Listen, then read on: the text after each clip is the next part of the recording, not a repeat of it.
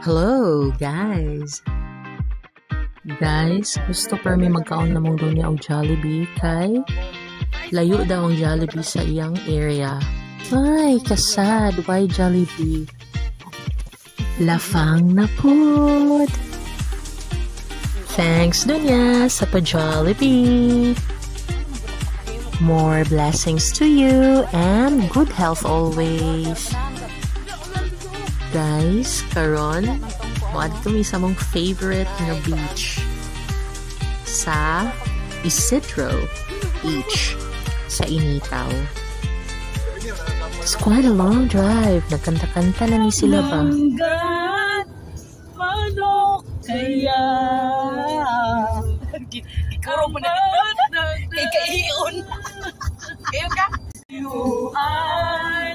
At tuluyan bang hahayaan?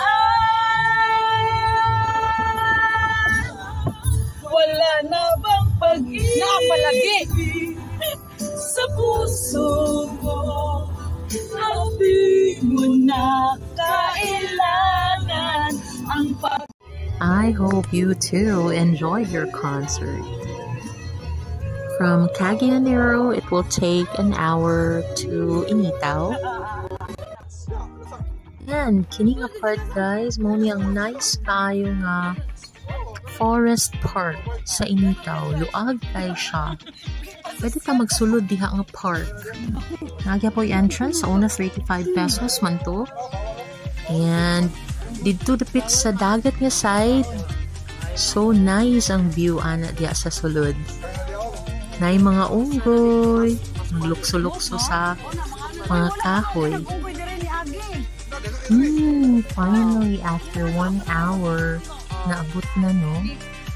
Muni lang parking lot. Luag, kaya daghang gives love visitors. Isidro's Beach. 100 pesos ang ilang entrance, guys. Yeah, nice kaya nilang view, guys. White, clean. Na ilang mga, so ay tawag anak, cottages, tables.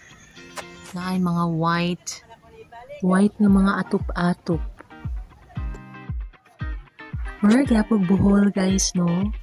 Or Boracay. Or Siargao. Tungod sa mga coconut trees. Nagsugod na ang meeting.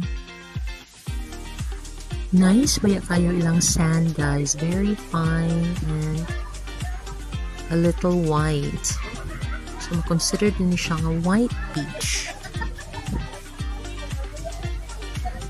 Daghan gid ka panganhi diri guys, bisag mahal ilang entrance. Nice liguan ilang dagat, dili sakit ang mga bato. Long, kaligo na!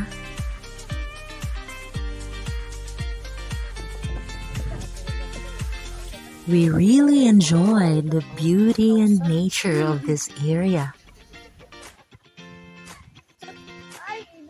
Good thing, nakaligo kita mong dunya, no?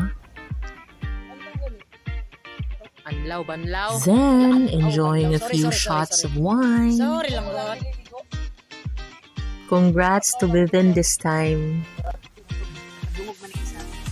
Guys, this is a great place to enjoy the sunset.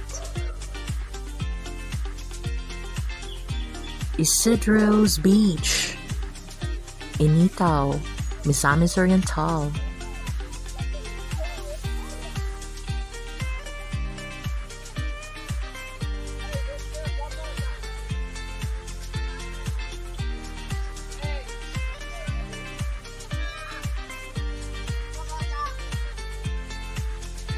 Wow!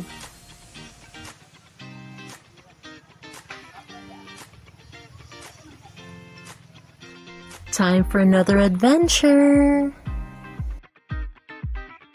Balik kami in 10 years. Isidro